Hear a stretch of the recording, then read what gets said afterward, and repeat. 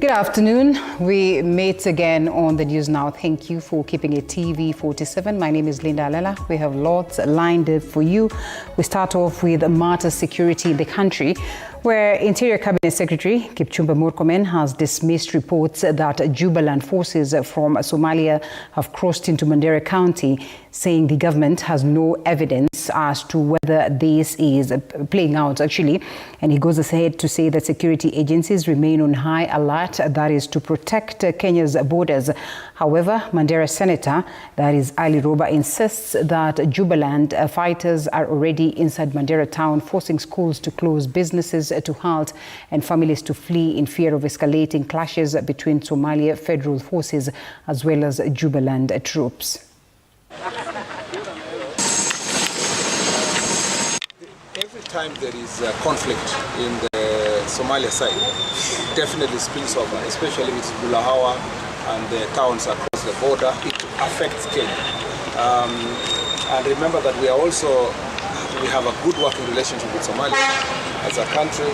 And so when there is those challenges, there's citizens who feel endangered run from the neighboring country run to Kenya.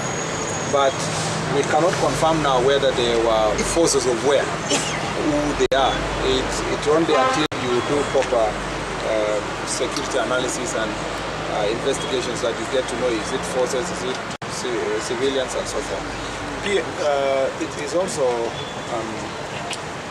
it's also important to note that such security issues are handled in as security issues. So if we reach a stage where there is any challenge, we will tell the country. But at the moment, we don't have any difficulty. The complaints that have come from citizens have been looked at. The question of occupation of school, there is no school currently being occupied, as a matter of fact. And so if there are other parts of Kenya that there is a spillover of citizens from the neighboring countries, with Somalia particularly, that will be, that's why I said the security team will work on it to make sure that they return peaceful. What our main problem in our border that we deal with as Kenya is the criminals, is the people who want to attack our country, kill people, steal property, burn, and so forth. That is really what bothers us most. But people who are running for safety, we will find ways of addressing that issue so that doesn't also become a security challenge or a humanitarian issue in the country or security challenge. In fact, those who are asking for everything we do is to secure Kenya as a territory, the citizens of Kenya and their property. And everything is done in good faith, including how we handle problems of refugees and aliens. The government has announced plans to settle the 5.3 billion shillings debt inherited from the defunct NHIF within the next 2 months.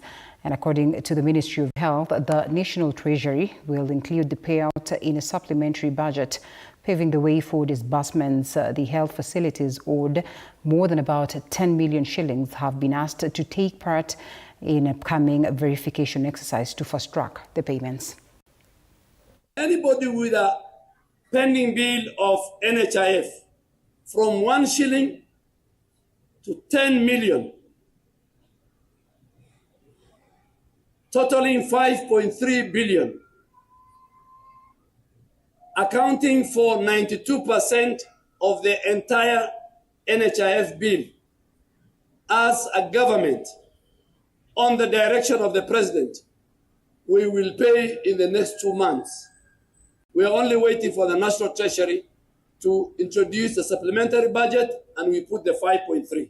Anybody who has more than 10 million, we have agreed that we do verification. I formed an independent team to verify that pending bill outside the Ministry of Health. Still on health matters, St. Mary's Hospital in Mumias, which has remained closed for the last 3 months, is set to reopen within 2 weeks after the government committed to release 14.3 million shillings as part of arrears owed to the facility. Now, Health Cabinet Secretary Aden Duale clarified that the closure was not government ordered, as earlier claimed, and revealed that 98.6 million shillings had already been disbursed to the hospital. Speaking in Kakamega, Duale said an additional 100 million shillings will then be released to hospitals across the country by mid-September. St. Mary Hospital, from where we sit, has not been closed by SHA, has not been closed by the regulator, Kenya Medical Practitioners and Dentists Council. Their license is valid, has not been closed by the Digital Health Agency that controls the system. So from where we sit, St. Mary Hospital has all the valid licenses from all our agencies. For Kakamega County, we have a total of 293 million shillings, which are pending bills for SHA, comprising of 72 million for level 2 and 3s, 55 million for level 4s, and 166 million for level 5, that's CGH. And I'm happy to report that we've had a very fruitful meeting, and the SHA team has confirmed that in the next 2 weeks they'll be disbursing 100 million with regard to the pending bills. Since its launch in 2021, the Digital Jobs program run by eMobilize has opened up employment and innovation opportunities for over 400,000 youth across the country. This was showcased at a forum that brought together tech shareholders as well as top employers, including companies like Furzu and Corporate Staffing, who emphasized that Kenya is now a hub for talent in Africa. eMobilize CEO Ken Mwenda stated that demand for the tech skills has surged, with the market now estimated to be worth nearly $1 billion. He added that graduates of the program have launched tech businesses, been employed by international organizations, and also build online professional careers. But what gives us a lot of joy and fulfillment in our work is when we see young people get employed, or start companies, or create innovative solutions that help bridge the digital divide, that help prepare young people for the future of work, and that help solve for the 40% unemployment crisis in our country. The basic hypothesis behind the program, which is an initiative of the government of Kenya through the Ministry of ICT, was how can we help young people take advantage in an era where software has taken over the world, and the opportunities are not just local, but through freelancing platforms, through remote work. How can we give young people the skill that they need for free to be able to take advantage of those opportunities, to put Kenya on the map, to make Kenya a choice labor destination globally, to make Kenya one of the top freelancing countries in the world? This program, Ajira, has enabled us as eMobilize to do a lot of incredible things. To date, we've trained over 475,000 young people. We have managed 101 centers in 37 counties, including Turkana and West Pokot. We have hired 67 trainers, including 14 who have made this day possible, because those 14 are specifically cloud solutions architects certified, and they're the ones who are able to offer you the training. Chief Justice Martha Koome has officially launched the Alternative Justice Systems AJS at the Garissa Law Courts, aimed at enabling citizens to access justice through traditional as well as community-based dispute resolution methods. More than 42 elders have been trained in conflict resolution, with statistics indicating that over 56% of disputes involve elders as well as religious leaders. And land disputes account for 40% of all the cases, with Chief Justice Koome saying that this system will help residents in remote areas access justice without needing to go to court.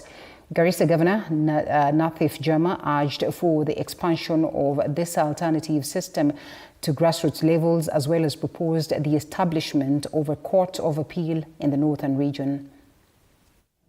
JS has already proven itself as an effective, restorative, and humane way of resolving our disputes. It prioritizes reconciliation. NJS preserves relationships and promotes peace. Evolving this noble idea further to the sub-counties and even to the wards makes a lot of sense. And I think as a county, we will try within our limited resources to see whether we can expand it further. The issue of Qadis in this region and in the country in general, we have a very few number of Qadis, and we request that at least you post some more Qadis. NJS has already proven itself as an effective, restorative, and humane way of resolving our disputes.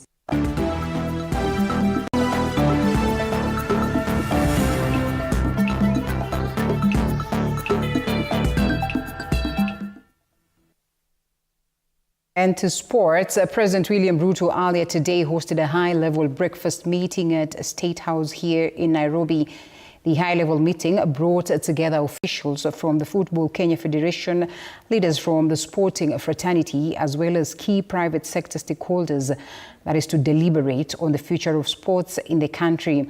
The forum, which underscored the government's commitment to nurturing talent and as well as investing in sports infrastructure, focused on strengthening collaborations, attracting private investment and unlocking new opportunities that will then elevate Kenya's sporting landscape to greater heights.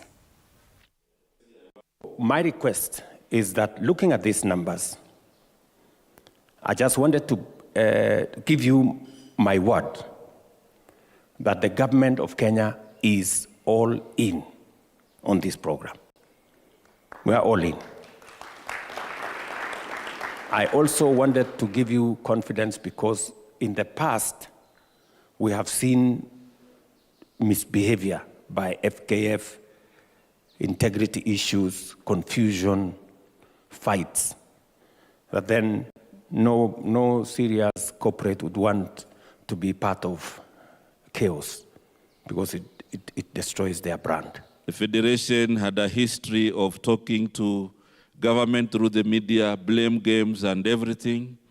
Through your leadership, Your Excellency, we are very confident. Now we have a federation that has a good governance system, and as a ministry, we will continue to support them. President of FIFA, Gianni Infantino, the President of CAF, Patrice Motsepe, together with all the members of their secretariat, is a testament to the gains and to the strides we've made in the recent months. The Harambee Stars national football team has officially begun training as they prepare for the 2026 World Cup qualifying matches against the Gambia and Seychelles. Kenya will face the Gambia on Friday, then go up against Seychelles on Tuesday next week. Currently, Kenya is in 4th place in Group F, with Ivory Coast leading the group with 16 points ahead of Gabon and Burundi. It's an important game for Gambia because although it's going to be a difficult one because Kenya have the home advantage, as I said earlier, and they have their home fans and stuff like that. But it's not going to be easy. It holds lots of good memories for me. I think my own last 2 games here were trophy-winning games in terms of the Charity Shield and the final of the league a couple of years ago. So, but all of that doesn't count for anything. We've got to. All right, thank you for choosing and trusting us to deliver the news stories to you. Of course, we're working on more to be disseminated to you later on. Thank you so much for keeping it TV47. We close the news now. My name is Alela.